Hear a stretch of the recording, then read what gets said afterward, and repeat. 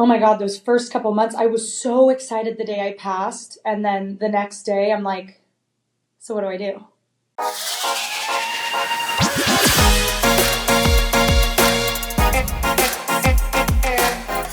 Hello and welcome to episode 251 of the Smart Agents Podcast. As always, my name is Michael Walter and I'll be your host. On today's episode, I'm joined by San Diego-based real estate agent Bailey Tarr, a rising star whose journey into real estate is anything but traditional.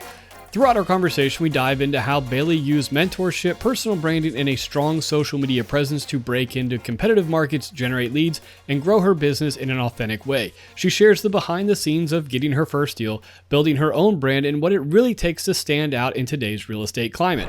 But before we get on with today's featured interview, if you or someone else on your team has an incredible story of real estate success or tips to share with our community, send us a message to feedback@smartagents.com. We're always on the lookout for new guests to inspire our listeners.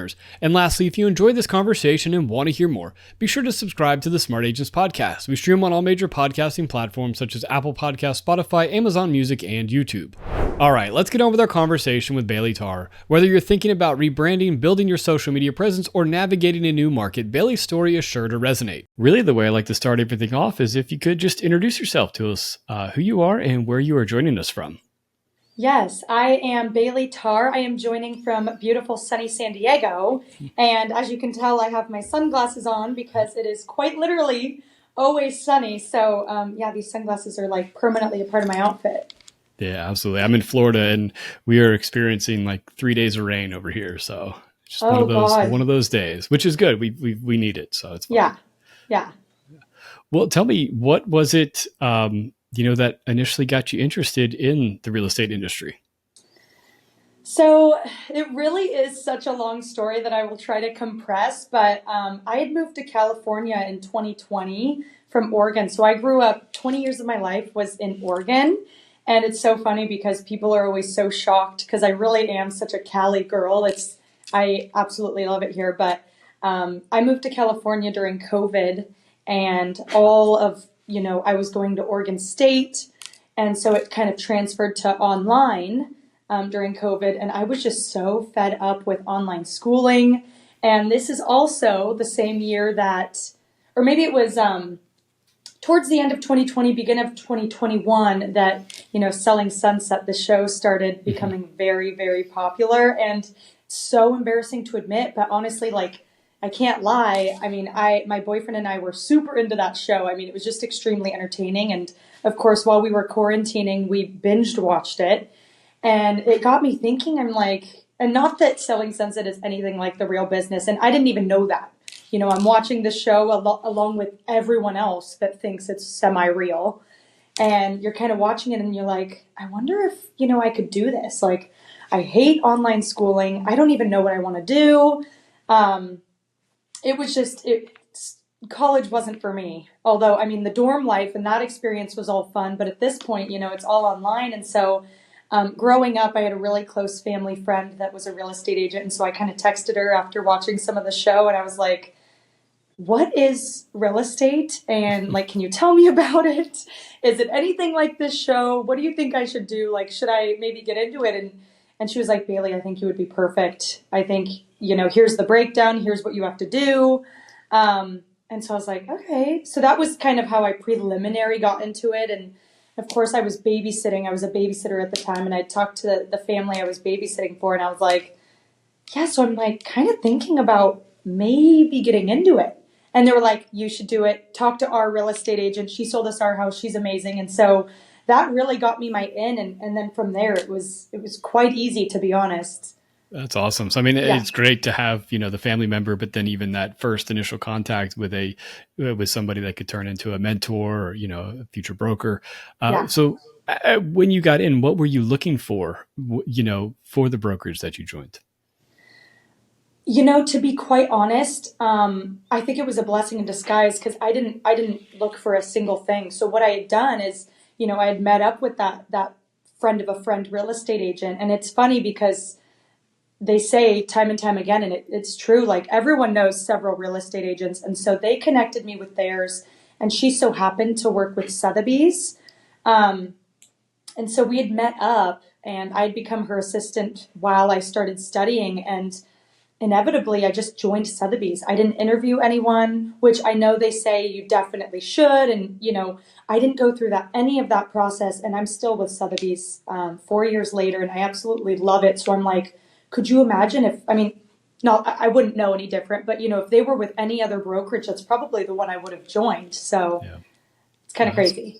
Well, it's also, and I think it's great that you were able to start out as her assistant to kind of, get the lay of the land a little bit before jumping right in and, seeing what her day-to-day was, what the transaction process was like. How big of an impact do you think, and what kind of a leg up do you think that gave you when you did get licensed? Oh, I have people coming to me, like people wanting to get into real estate, and they always ask me advice. And that's the number one thing I said.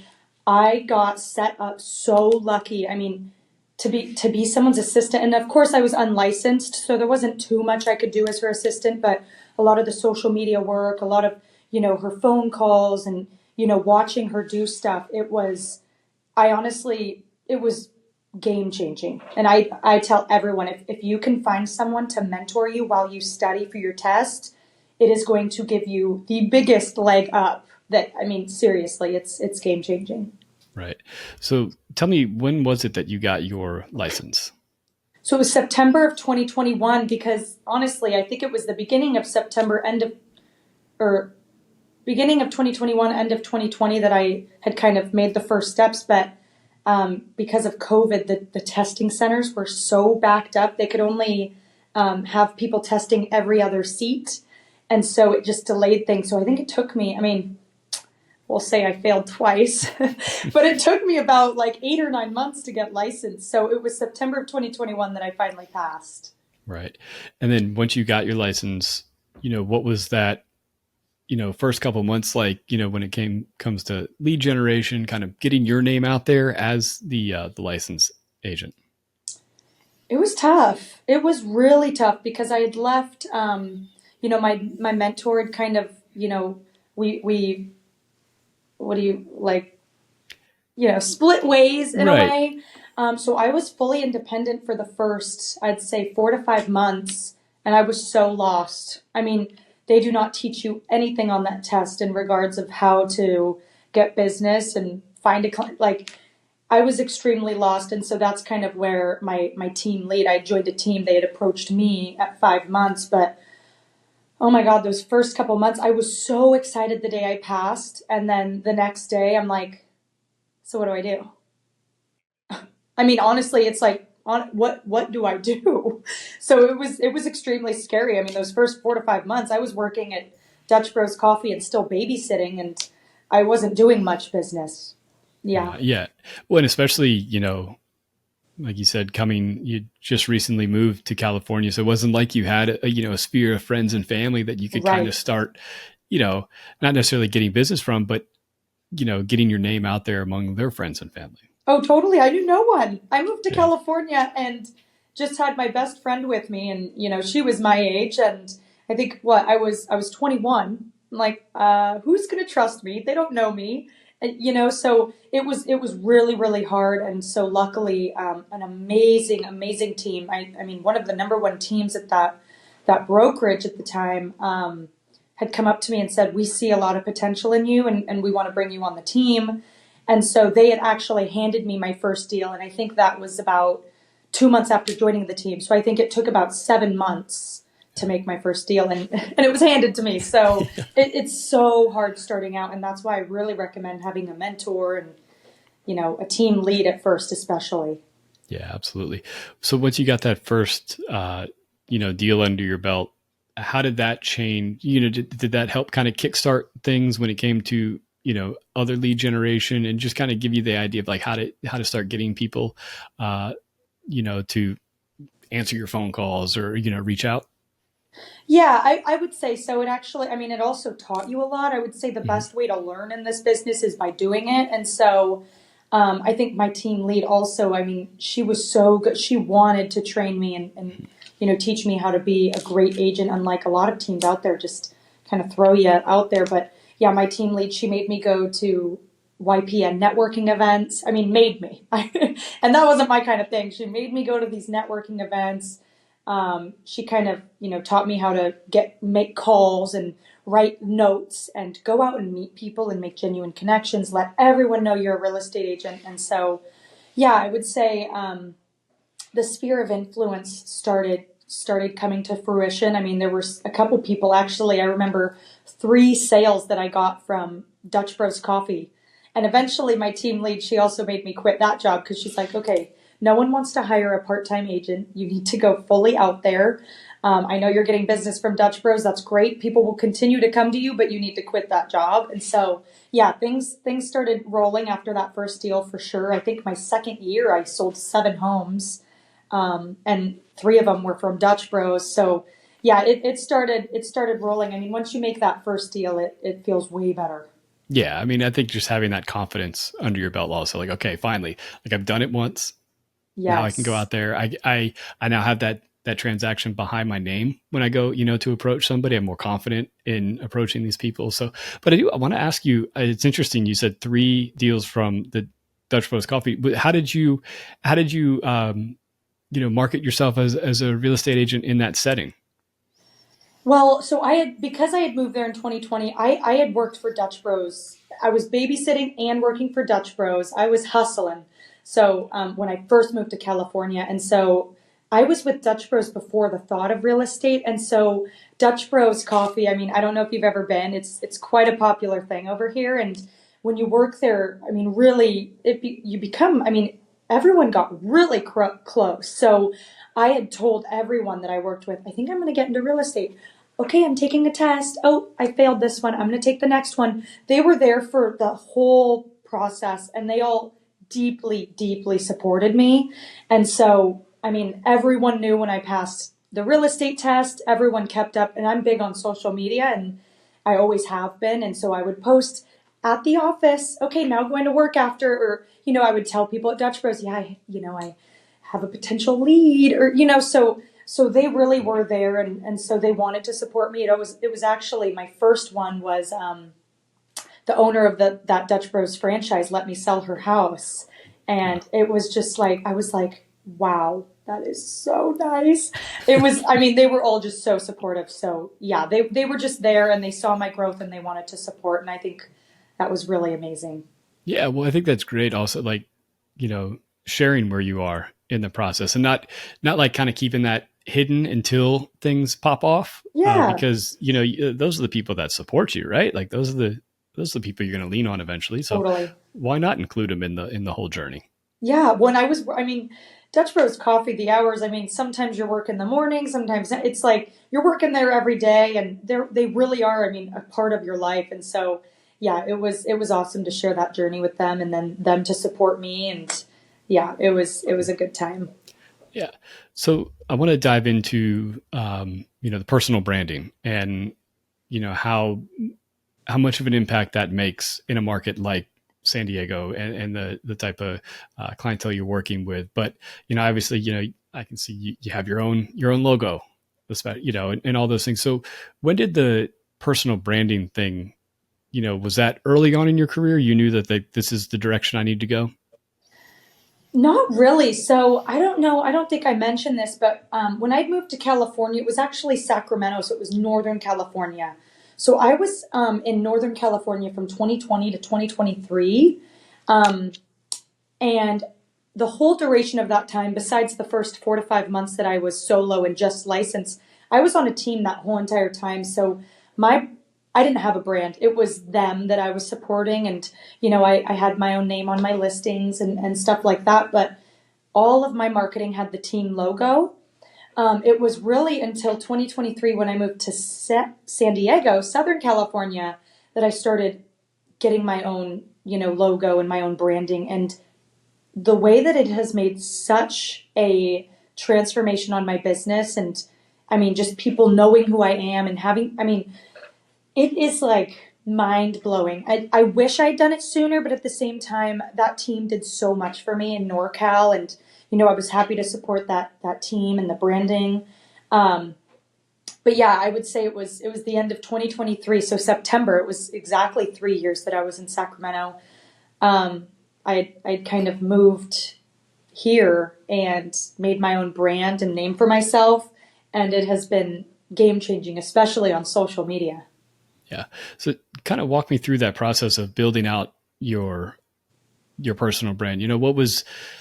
What did you, or how did you go about, figuring out, okay, this is the person that I want to portray with my personal brand? Because it's way more than just a logo. Right. There's everything with it. It's got to really, be able to show off your real personality as well for it, to come across as authentic and what people are going to trust when they actually see you in person. Right. Well, I mean, really, my personality is my brand. I mean, I would like to consider myself like fun and, I really show myself on social media. And this is what I tell everyone. I'm like, you need to show your personality. You need to stop posting like just solds and just listeds. And really, you should start. I mean, I post and people eat this up.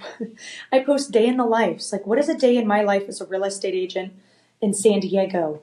I post, here's what you can buy for $1 million in San Diego. Or sometimes I'll even phrase it, you won't believe the deal that I found in downtown San Diego. I mean, having my name show up on social media every day, I always either do like a voiceover or I'm talking to the camera, some sort of, I mean, I want people to see my face. I want people to hear my voice and associate my name with it. And I mean, I tell everyone, like, you are your brand. I created a logo with my friend. I didn't do anything professional. I just kind of like was like, here, I just need a logo to slap on things.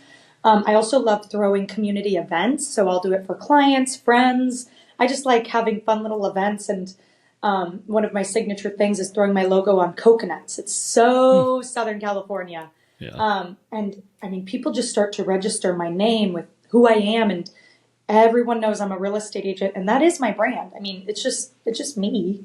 So yeah, it's pretty easy when you think of it that way. Like, all I have to do is be me and show myself online and in person, and it's, my brand. Well, and I think, from a content creation standpoint, just like those day in the life things, like it's what you're doing already. So just kind of documenting Exactly. where you're at and I think that's a great way to, I mean, it does a couple of things. It definitely gets your name out there and associates your name with the real estate business, but it also builds your authority in Yes. the profession as well, because somebody can stumble across you, from, some Instagram post, but they check your page and they see all these other things that you're answering questions, you're showing off, your market, that all that compounds itself and builds that market authority. Totally. And again, I also love to share, like, what's the best food spots in San Diego? Where am I going to get coffee? Where am I taking my dog to the park? I mean, people love, love, love. And I also tell people, I mean, people don't use Google anymore. People are looking up, where should I go to dinner, on Instagram and TikTok. I mean, it's like crazy. You have to show up. You have to post. People will know who you are. I get so many DMs from local businesses that want me to show off their restaurant or brand. I also have been getting, an influx of DMs about, maybe I want to like look into buying soon, or, selling. So I think my ultimate goal is really, the reason I post on there is to get like full-time clients from there. But even then, referrals. I've even gotten a couple DMs like, hey, I live in Arizona, but I have a cousin who lives in San Diego. You should connect. I'm like, yeah, we should. Yeah. So it's amazing. Yeah, I think that's, the social media marketing is so great because it does cast a pretty wide net. And, if you, like you said, that cousin that is in Arizona, because she has connections in the San Diego market, she's getting served that content. And that's a great way. I think, and I think your outlook on the social media market is great too, that, it's a long game, right? Like, it's not like the one video isn't necessarily going to bring in 5 or 6 leads, but it's that long game, and you keep showing up and you keep showing up that, hey, somebody sees your video 5, 6, 7 times, it really ingrains that that's the person when it comes time for them to move, because, everybody's on a different timeline as well. Yeah, totally. And what's crazy is some of my lowest viewed videos, it doesn't even have to blow up. I mean, I have videos with 500,000 views, and I didn't get anything from it except maybe some followers. Followers don't really matter, but some of those videos that have like, 2 to 3,000 views are the ones I'm getting DMs from.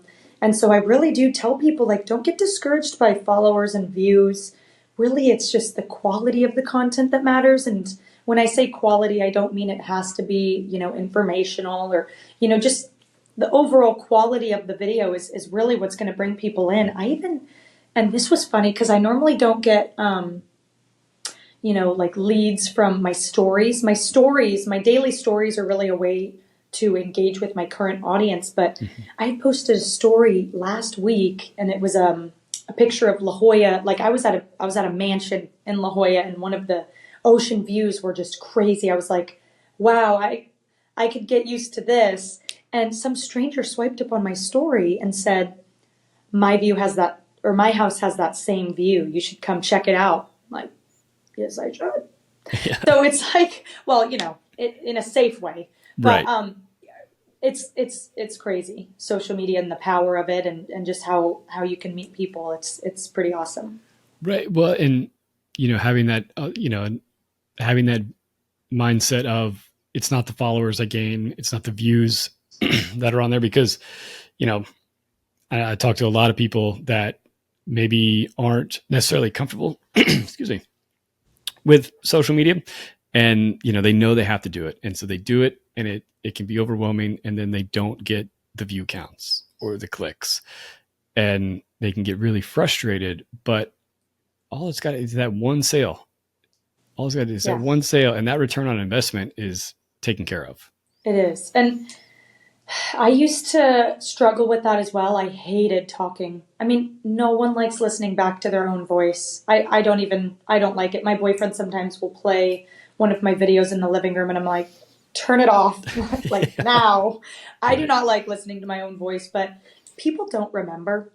So the thing about caring about the views and how your voice sounds is, they'll think something in the moment, and then the next day they don't even know that you've posted. I mean, no one remembers, and ultimately no one cares. As long as you're showing up every day. I mean, I try to post every other day at least.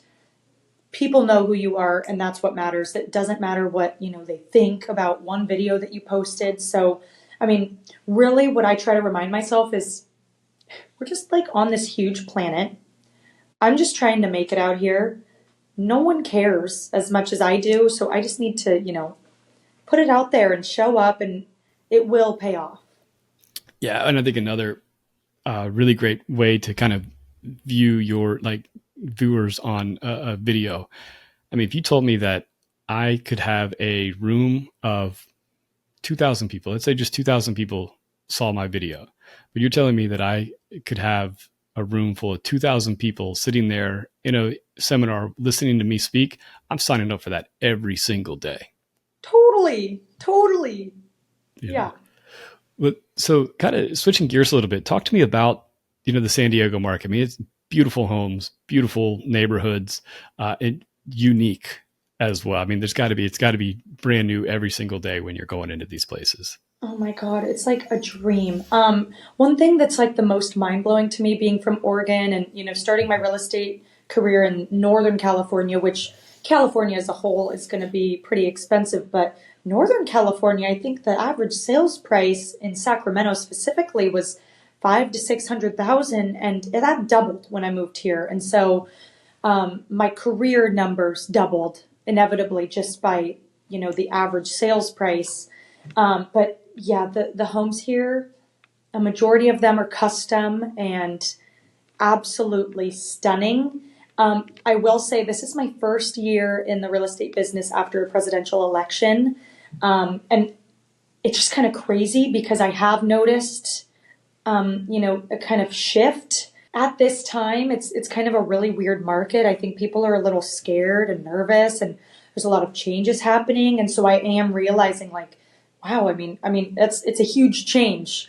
So, I would say right now, I'm doing fine. My business is doing good, but it's definitely slower, and a lot of buyers are hesitant, and interest rates aren't great, prices aren't great, and so it's kind of like, what are we doing?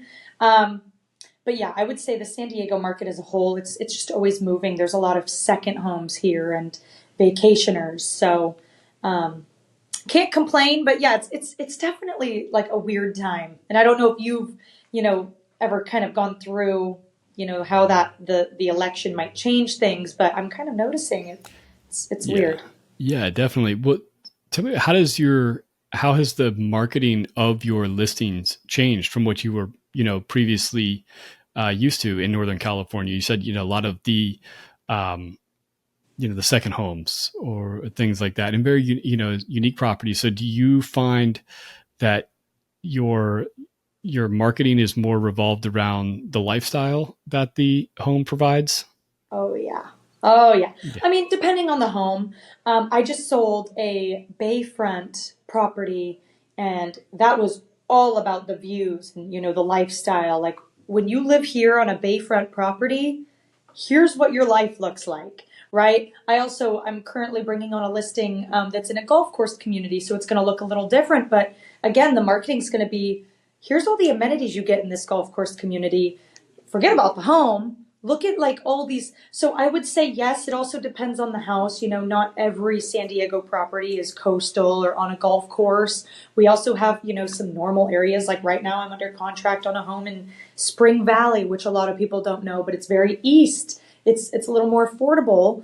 And I would say it's maybe a little more comparable to Northern California, where here's what you can get. Like, here's the home, buy it, like affordable. So I don't know. It always depends, but I would say yes, in the grand scheme of things, marketing is definitely revolved around the lifestyle, and even for investors, like here's what you can charge on Airbnb in the summer. It is crazy.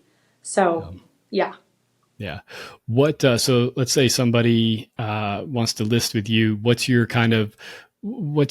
service package? What kind of makes you stand out to where, they are making sure that they are referring you to all their friends and coming back to you when it comes time for them to put another property up for sale? Marketing, marketing, marketing are the top three. The other things are how hands-on and down to help I am. This listing I'm bringing on in the golf course community, it's an older couple who are making a move to the East Coast.